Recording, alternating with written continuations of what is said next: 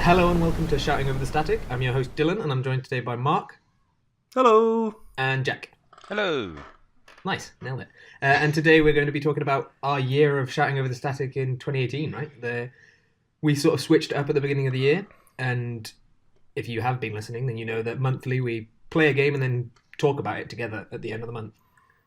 So we're going to be talking about the games we've played this year and I guess what our favourites are. So Yeah, so I guess what we have played this year and discussed on this podcast as our 6 episodes of Season 2 has been Doom 2016, Tom Clancy's Splinter Cell Conviction, To the Moon, Hyperlight Drifter, Vanquish, and Bastion. So we've actually got a pretty good spread of like genres and styles and years and like budget and all sorts there. It's quite a diverse list of games, really, isn't it? Yeah, for it's sure. pretty good. Although there is a gun in all of them, other than I think To the Moon. I don't think that's got any guns in it. No. Yeah, To the Moon is the thing that helps makes us kind of like an indie art project, isn't it? Yeah. It legitimizes us as real criticism and not just a bunch of like gun fetishists. Yeah. Maybe we should try and switch it up a little bit next year, but you know, we had fun at least. What was your favourite of those, Mark? What did you enjoy the most? Not even necessarily your favourite game, but what did you have the most fun playing? I think that's a good place to start. So when I was thinking back on this, my immediate thought went back to how I really enjoyed just how like 2010 Tom Clancy's Splinter Cell Conviction was. Like it was such a 2010 Xbox like third-person shooter. Really but then was. actually looking at this list, I think the game that I enjoyed the most on this, and I can't really count Doom because I had played Doom before, but To the Moon was awesome. Yeah. And I'd actually kind of forgot that we played To the Moon. And now looking at this list and being like, oh yeah, that day that I just sat down and played through all of To the Moon was fucking rad. Yeah, it's I guess it sort of stands out as a game that isn't just a game, and it was more of like an experience. Like it was one of those things where you got so emotionally attached to the characters in it and what was going on, and the way that the story was told throughout it was it was I guess, considering what was that was the game after Splinter Cell, wasn't it? Yeah. And it was such a just, I guess, dramatic change of pace. Yeah, completely. Like we went from just this ridiculous stealth. Could you even really call it stealth? It was a bit of they flubbed the stealth a little bit, didn't they? But Yeah. ridiculous stealth third person to just complete story, like barely even a game. Yeah. But I think, But just like so charming. Yeah. So charming. And like so impeccably written. I think a big like part. I've got my Sorry. yeah. I was just gonna say I've got my notes here in front of me, and just looking at my notes, I'm remembering bits from it, Yeah. and just being like, Dr. Watts was just a fucking legend. Just Dr. Watts is the best. I want to re-experience Dr. Watts. I actually saw the sequel on sale Yeah. to Paradise or whatever it is, and I was looking at it, I was like, man, I might have to get that because I don't think I'm done with those characters. I think I want more with those characters. And they went to, there was like some really weird stuff that they started to introduce in there. They did those 2 Christmas DLCs, and then eventually To the Paradise one. And so I remember watching the like a playthrough of the DLCs, and they were really strange. Like they were implying all kinds of weird stuff happening, and it went a completely different route to the first bit of To the Moon. So I'd be really interested in seeing what they actually did with To Paradise, because it's called Finding Paradise. That was my Finding bad. Paradise, I've just got it up here. Yeah, it's actually half price on Steam at the moment, so for £3.50. Oh, that's wow. pretty good for what you know is going to be a good story, right? Because I mean, well, they could fuck it, but it's unlikely. It was pretty well done. Like one of the images here is Dr. Watts and Dr. Rosaline. That's it. Yeah. Riding on a plane, but it's like they're not like riding in a plane. Like she's surfing the back of it, and Dr. Watts is hanging off one of the wings. It's just Sounds about right. I was super into To the Moon, and I didn't really expect to be. Yeah, so But super charming. Like I loved all the writing in it. I think I had problem with so I didn't do it all at once, and I think that was where it fell for me, because had I sat down and experienced it all at once, like the second time I played it, I kind of I got a lot more into it and enjoyed it more. But the first little bit I did, and I've got my notes here for it, and they're not necessarily good. I didn't get into it straight away, and then it just made me not want to play it for ages. So when I did sit down, eventually it was like, okay, this is like the story, and they build it up really well, and the pacing's actually quite good. But getting into that, I found so hard, because just like the point and click was not very good. It wasn't a particularly like enjoyable game to play. It was entirely carried on the story, at least for me anyway. And so the fact that it kind of took a little bit to get into that, you had to, I think we said that in the episode as well, didn't we? That you had to kind of, if you were to play it, dedicate some time to it and sit down and play it. Cause I think that definitely helps. One of my comments on my notes is literally just, because clearly I was not having a good time. But yeah, it's... Yeah, I mean, and also, like, it's no secret you are very gameplay focused. Yeah, and exactly. As you rightly pointed out, it is very light on the gameplay, right, as a thing. It's barely even an adventure game. Like, there's very few puzzles you have to solve. It's mostly just collect this object, then walk to the next scene. But just, I really, really enjoyed all these characters, and like I've got comments in here about like Johnny is sitting in this bar eating pickles straight out the jar like a boss. It definitely is a charming game. Like, I think. And then they have the pickle eating montage. They have the competition where they eat pickles. Yeah, that was I completely charming agree as with you. fuck. I completely agree with you, Mark. Yeah, it's one of those games.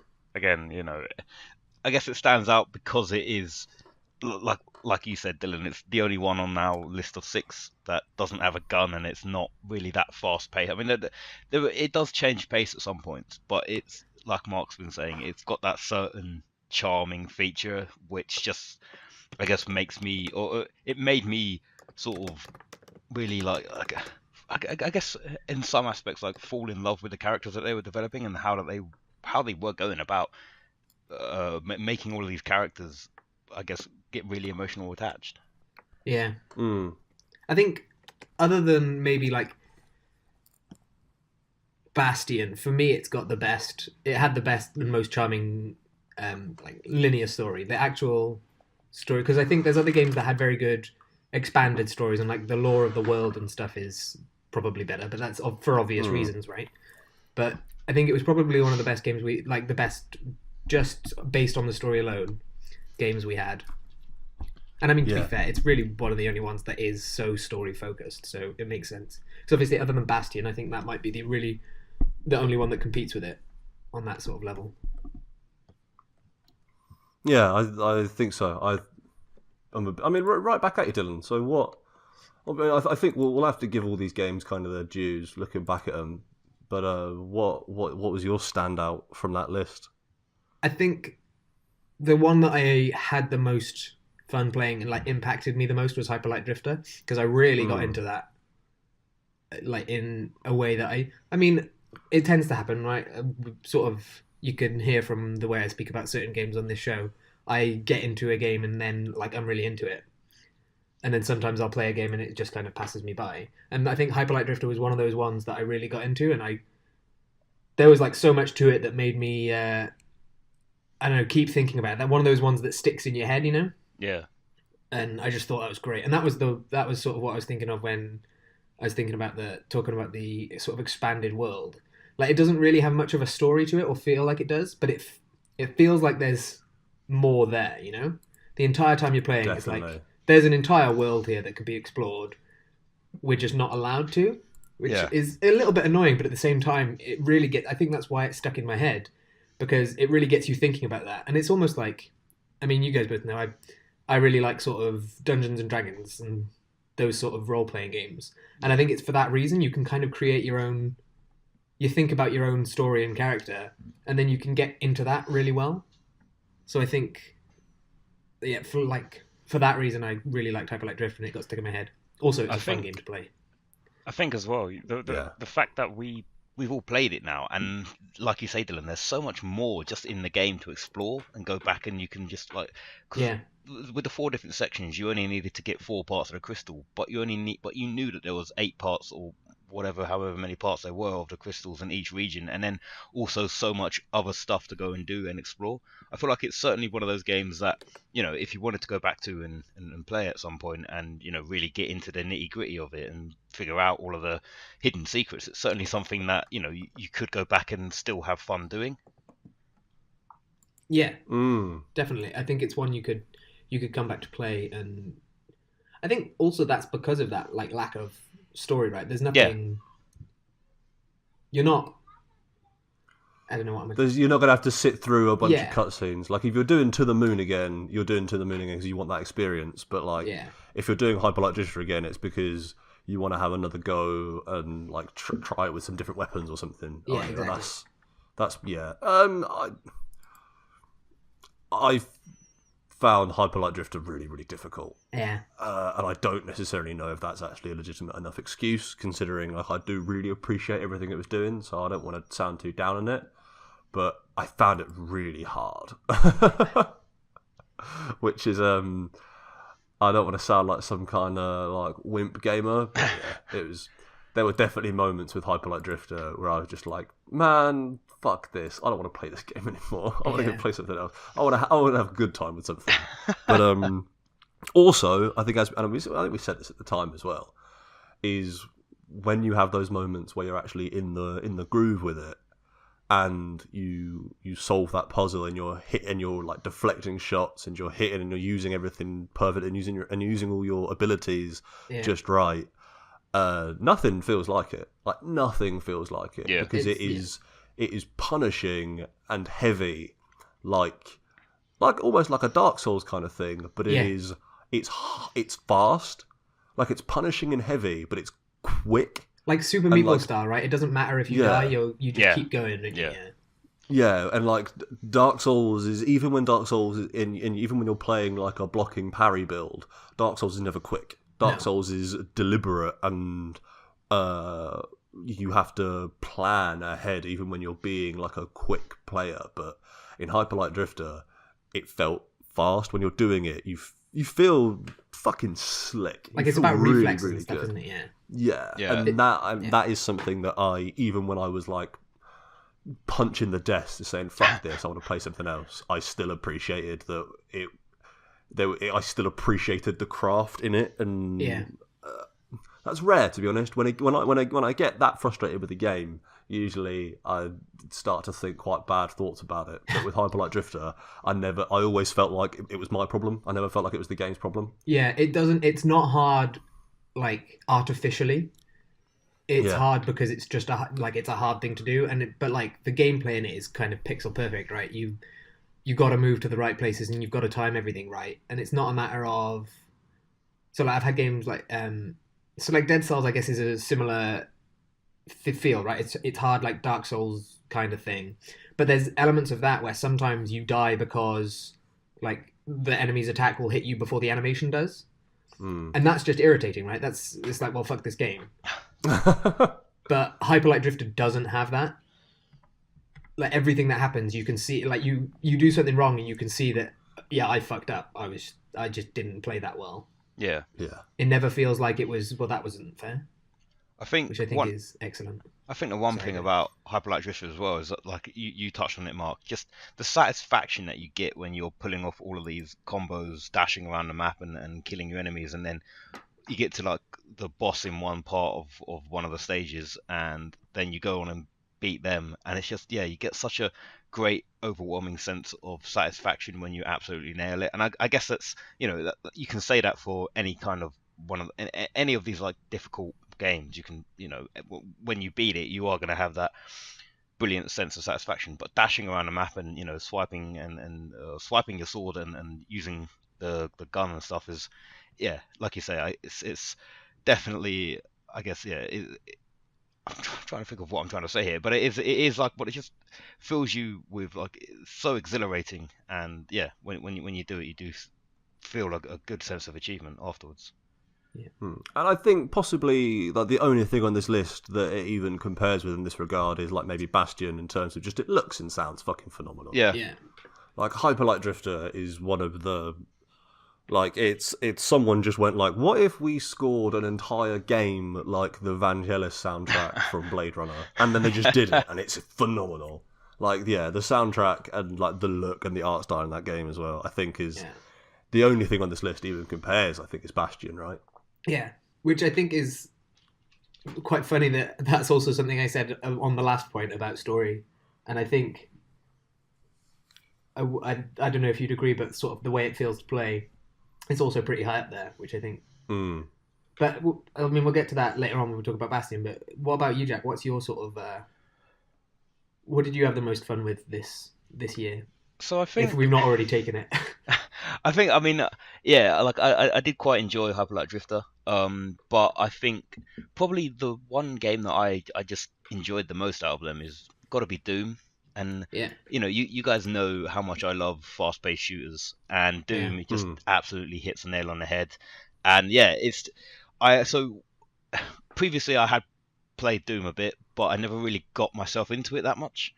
And going back and I guess, you know, not being forced to play it, but playing it and actually sitting or playing it with the intent to sit down and talk about it, I felt myself getting more engaged into the game. And I guess my only one regret about it is, you know, when we spoke about it on the episode, Mark, you said that you played it on like the hardest difficulty, and you said, yeah, on the standard difficulty, it's not actually that difficult, I guess. Yeah, like I played it on, so I think the standards like Hurt Me Plenty, and then it goes up to like Ultra Violence, and then like the hardest one, which is like really, really crazy hard, is like Nightmare.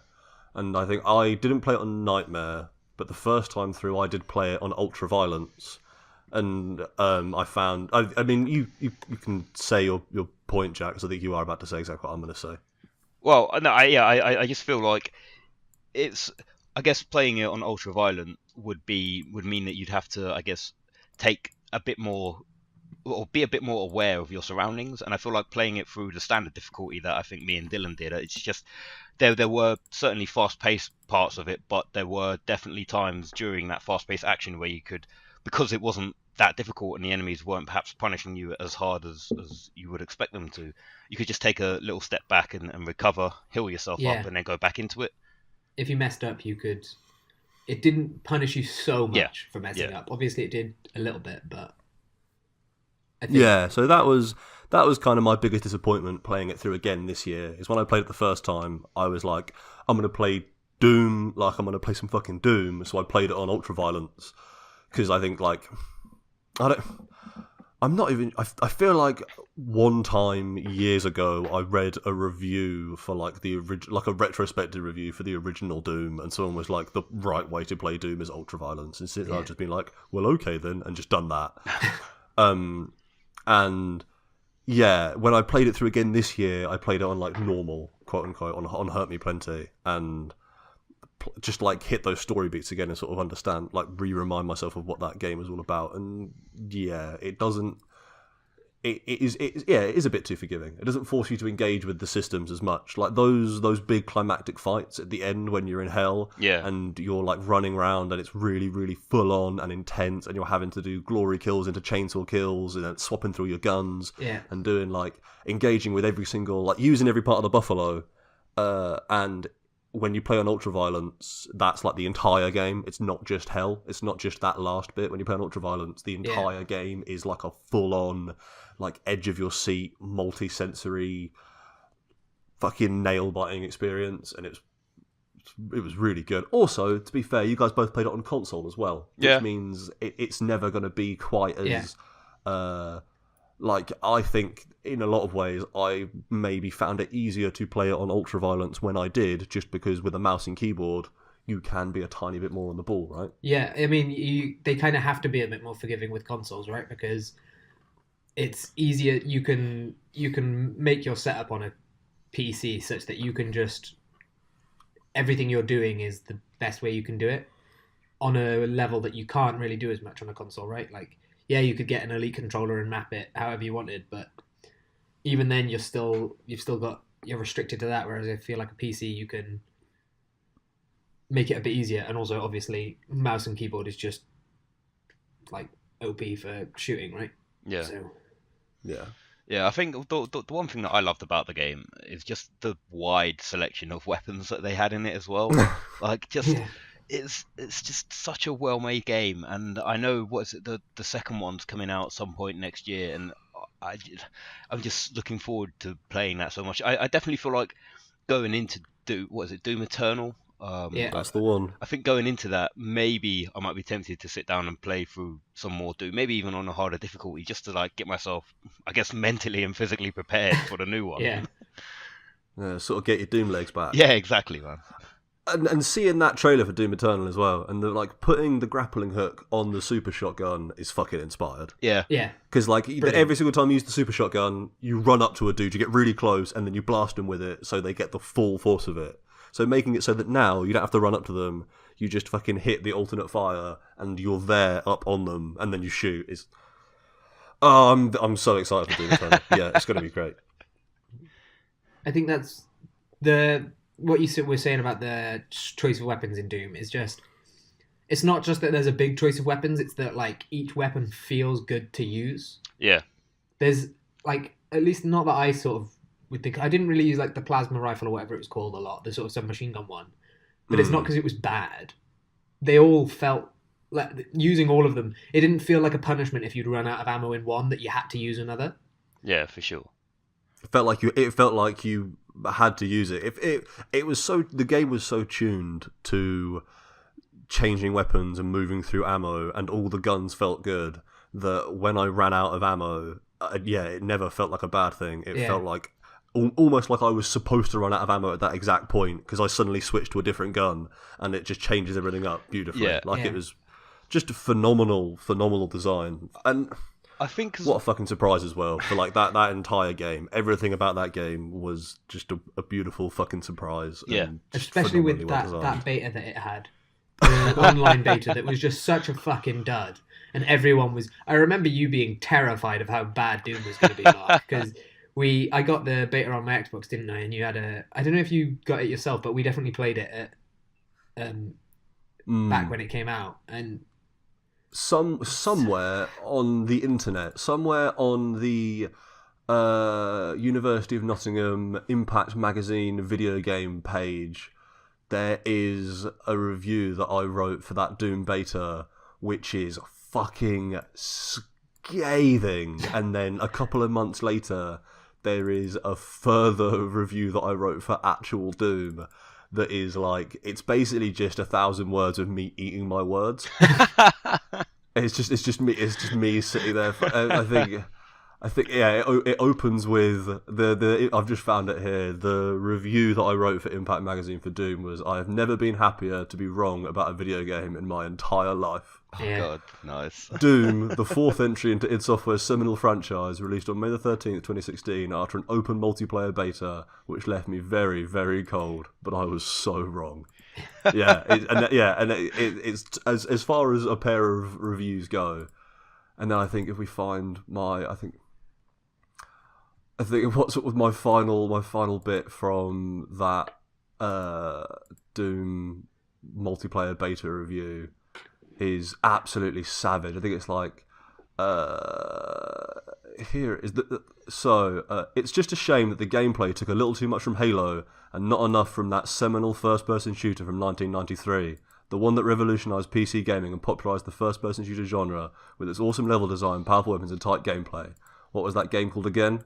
Oh yeah, Doom. Like the Doom 2016 is like the biggest surprise of like the last 10 years in video games. It's fucking nuts that game is as good as it is. Yeah. And I mean, it says a lot about, I guess those two reviews kind of show it as well, that I think most people forget that Doom's even got multiplayer, to be honest. Yeah. Like, does anybody actually play that? Because you might as well just sit and play the single player if you want to play some Doom. Yeah, I do not believe that there is any value to the multiplayer in Doom 2016. Yeah. I hope that in Doom Eternal, their new semi-Dark Souls-y player invasion thing actually is good. I hope that is the right thing to do to that game and doesn't it doesn't just like ruin it or make it full of networking bugs or whatever. I don't know. Yeah, there's probably going to be a way to turn it off at least, right?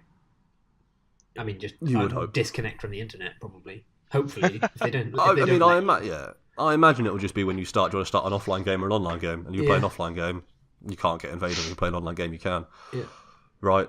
But yeah, Doom's fucking great. I could talk about Doom for. Just fuck this. Let's just play some Doom. Just record while we're playing Doom, all of us distracted in the background.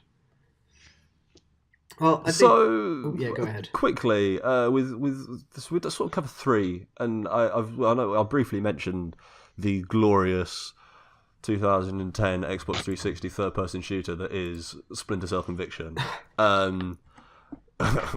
Give me back my daughter. Which is, I know as a group we have all had pretty mixed feelings on. Is that fair to say? Yeah. Mixed feelings? Mine weren't mixed. I just didn't like it. I think maybe at the time I was trying to find something good about it, but now thinking back on it, there's no sense of like nostalgia or wanting to play it again and see what it's like. I just did not like it. I think let me just check my Steam listing, but I'm fairly certain I actually ended up. Yeah, so after we finished playing that, I was weirdly jonesing for it and ended up picking up the sequel in a Steam sale for like a $5. Have you actually played any of it? No, not yet. But I've heard the sequel makes it more. It brings in more of the stealth mechanics from the original games. Well, like it's supposed to combine like the action cinematic stuff from Conviction with the more stealthy stuff from the previous games. Yeah. I don't know. Because the stealth in Conviction just felt kind of like Assassin's Creed level kind of shit, didn't it? Yeah. Non-existent. Yeah, basically, yeah. Yeah, it was... There, I think in 2018 there is not a lot that you can say about Splinter Cell Conviction that's actually that positive. That isn't just like, man, do you remember when video games used to be a bit shit? Remember that period where everything was brown and bad? That sounds racist out of context. That's all right. I probably won't take that out of context. Yeah, I hope not. Just upload that as a single episode.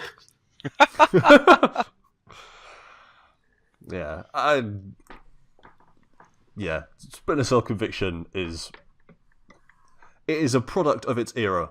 I think is probably the most fair way to describe Splinter Cell Conviction. Yeah, definitely. It really feels like it belongs in that time period, right? It's definitely not slightly earlier when sort of COD 4 and stuff was. It's definitely not later when things are good now, because I mean, it's clearly kind of the golden era of gaming right now, right? We're getting so much good stuff. It's banging that middle point great, where everything's disappointing.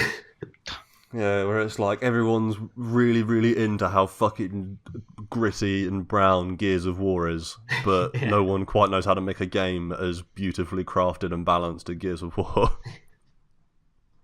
It's also, I think, because they were struggling with, it was so easy to play good games on the internet at this point. Like, why bother with an Xbox when you could just play Line Rider all day, every day, non-stop? Yeah, I'm sure that's why Splinter Cell Conviction isn't as good as it could have been. Definitely, that's the sole reason. The dev team was just playing Line Rider. Dylan, I think before we move on, you, out of all of us, will have the most coherent thoughts on Bastion, but tell us why Bastion is a phenomenal video game and one of the better games we played this year. I think we've touched on it already, right? So I sort of brought up, and I've said this already, I brought up that, like, in To the Moon, really the only comparable story-wise game is Bastion, and then for Hyper Light Drifter, really the only comparable sort of built world and sort of artistic elements of a game. Again, Bastion is really the only competition. I mean, Doom is obviously quite beautiful and has a killer soundtrack, but I think Hyper Light Drifter soundtrack. Yeah, it's like that's incredible too. But I think there's a feeling of with Hyper Light Drifter and Bastion, there's just so much to another level, and everything comes together so perfectly with it. And in Bastion especially, I mean, we said this in that last episode, we carried on going on about how all these things just come together and you really feel like you're part of this. Like, what did we say? We were saying with sort of the Rux guy, Rux just feels like Rux, right? you hear his voice and you think Rux and you see Rux. You don't ever think of another person or like who the voice actor actually is. And I think there's so many elements of Bastion that are just like that you feel so immersed within this game that it becomes such a wonderful experience to play. And then it doesn't have that lack of gameplay or anything either. Like it is not only such an enjoyable experience story-wise, it's also such an enjoyable experience to actually be part of, to be doing. And I don't know, I feel like that's why, at least for me, Bastion is, I think we've all picked different games for our like favorite, most enjoyable of the year, but I reckon if we had to vote, we'd probably end up on Bastion, maybe Doom, but I think Bastion would nudge it. If we were to go through another bracket and picking up, at least it wouldn't take as long with only 6 games. But yeah, even if we did double elimination, what a mistake that was. But I do think Bastion is. We've been the most sort of, and even at the beginning we agreed quite a lot on, and especially sort of season 1, we agreed quite a lot on our opinions about various games, I think. But yeah, I think Bastion has been the one where we've the most been just like, it was just such a good experience. And that episode is evident of that, right? We just spend the entire time talking about how good that game is. Yeah, just another game with absolutely phenomenal music and art design. And just like, the whole, it is the complete package. And like someone's poured their heart into that, right? You can tell that the people making that game they've made something they want to be making and they want to put out there for people. And it really comes across. And that's why I'm really excited for Hades, then the Supergiant Games new game. Yeah, and that looks rad as well. Yeah. Have you seen any gameplay from Hades? I've only seen like the trailer stuff so far. It had a little bit of gameplay in, but I've not seen anything else. I recommend trying to catch some gameplay for Hades because it looks wicked. Like and yet again, as is always the thing with Supergiant Games, looks awesome, like great art style. The sound direction, like the music in it, is phenomenal yet again. And then like the writing, like the voice acting and the dialogue and the way that you interact with all these gods is just really, really good. Yeah. I really want to play Hades. Like, after playing so much Bastion this year, I want to catch up on my Supergiant backlog. Yeah. You know? It's not even like there's much of it, and it's so worth it, isn't it? Yeah. After playing, totally. after that Bastion episode, the entire time I was like, I really just want to play Transistor again. But, yeah, I'm excited. Yeah, like when the Christmas Steam sale settles in, well, we'll see. Transistor might have to happen. We'll see what's going on. Hades is in beta right now, right? And you can get it on Epic Games. Yeah, you can only get it on the Epic Games Store at the moment, which is a... They're really pushing, by the way. They were giving away Subnautica yesterday or the day before. They are right now. I literally just downloaded it. It's free. It's free for the next 2 weeks. Really? And then after, okay. So they're doing to get people to engage in their store. They're doing every 2 weeks. They're doing a free game, which is a good idea. So it's you get Subnautica free until I think a week and a half time or something, and then it's Super Meat Boy is the next one. Oh wow, okay. Yeah. For free. So you get Subnautica for free up until December 27th, and then from December 28th for 2 weeks, you get Super Meat Boy, and they haven't announced the next one yet. But yeah, Epic Games Store will be offering a free game every 2 weeks until the end of 2019. Oh wow. Yeah, I guess that's the way to get people to engage in your store, is to give people a library in your store, right? Yeah, exactly. And they're taking less cut than Steam, right, as well? Yeah. So, which they can afford to because they've got more money than God right now, right? Yeah. Although, I mean, that is comparing it to Valve, who also are just swimming in pools of cash. Yeah, this is true. It's not like either company is doing badly, or at least I don't think so.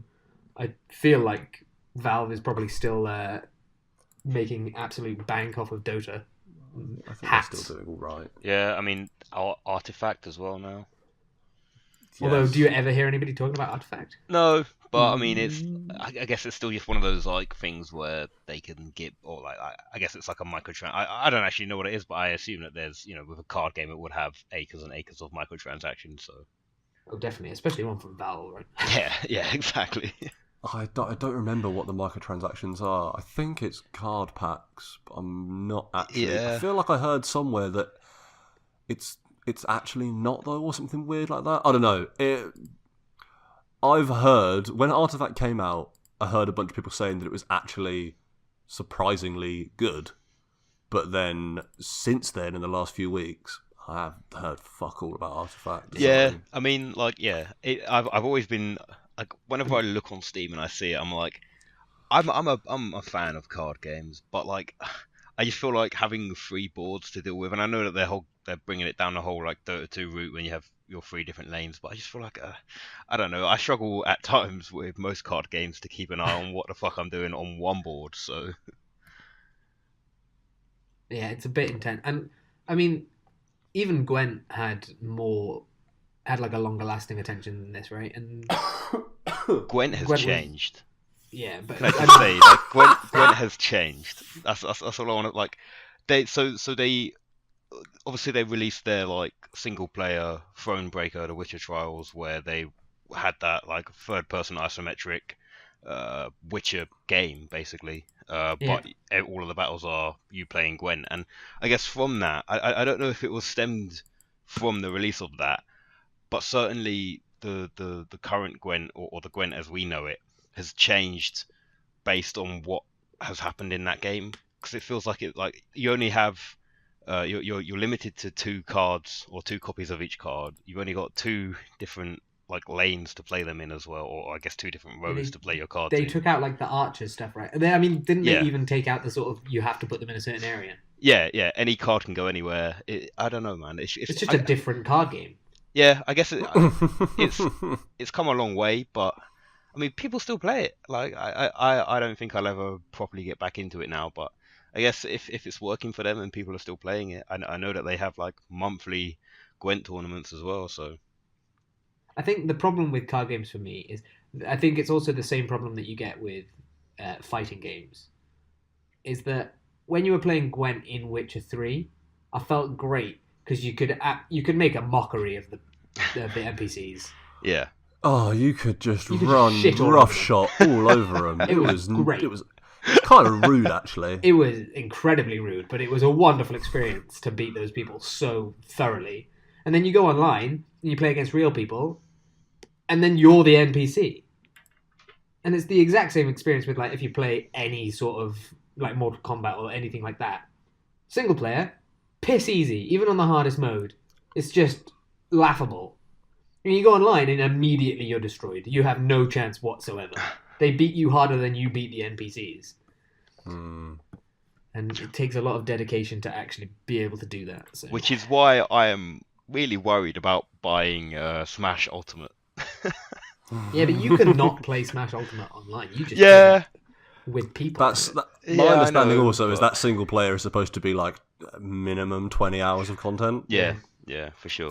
But like, I like part of me really wants to get good at it online. As I guess as with any online game, you always want to try and go online and beat the shit out of people. But I feel like with this, because it's just such an iconic franchise, I feel like getting good at it and beating people online would just have that bit more added satisfaction to it. So it's also popular enough that people who are shit at the game play online. Like games like Mortal Kombat, you get people who are good getting that game and playing it.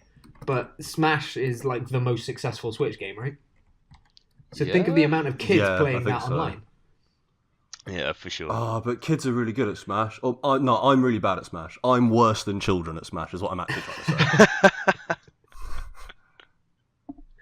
Maybe you've just not played it enough. Because, I mean, we went through this when we played a bunch of Neo Geo games, right?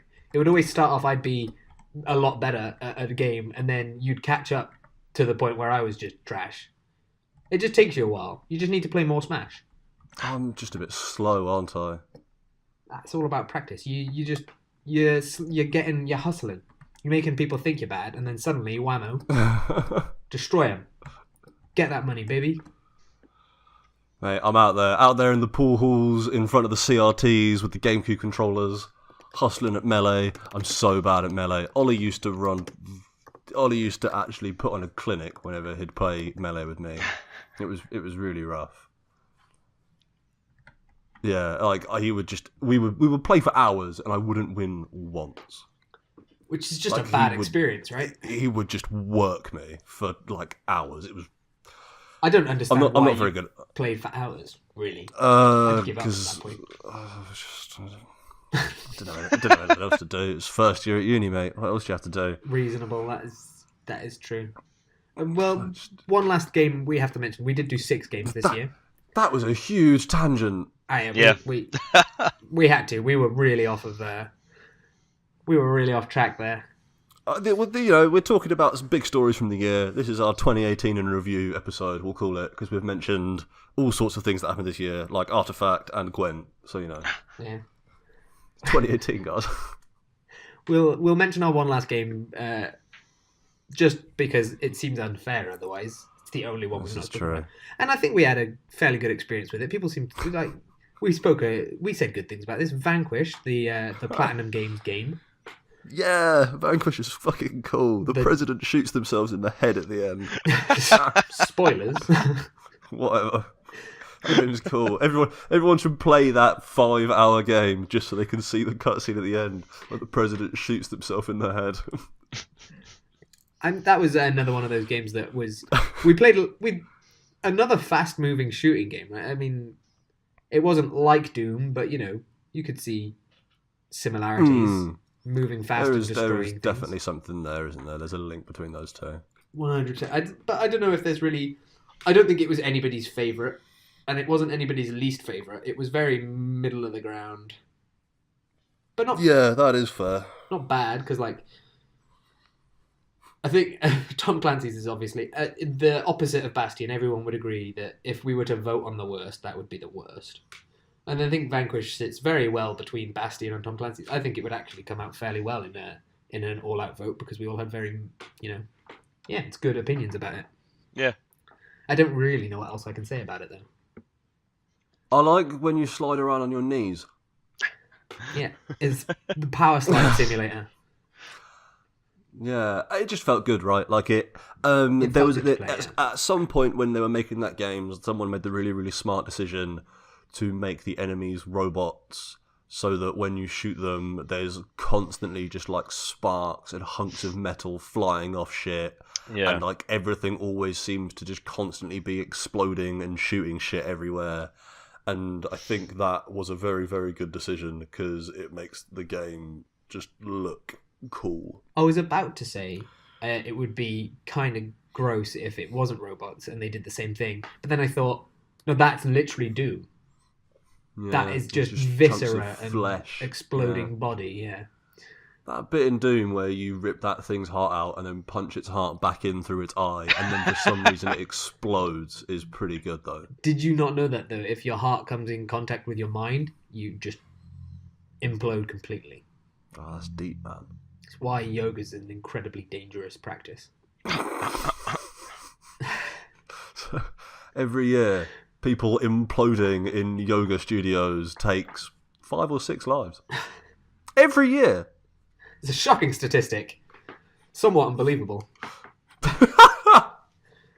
Well, I mean... I don't know. I think we picked a pretty good slate of games this year. I think so too. I think we can, if we're to continue with this, we can definitely go some slightly less violent routes. Maybe a sports game or two.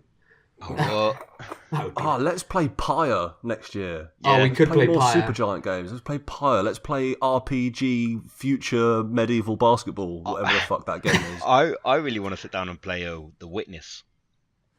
Yes, that would be fun, actually. The Witness would be a really fun one. Just because it's, I guess, again, just not a shooting game. So yeah.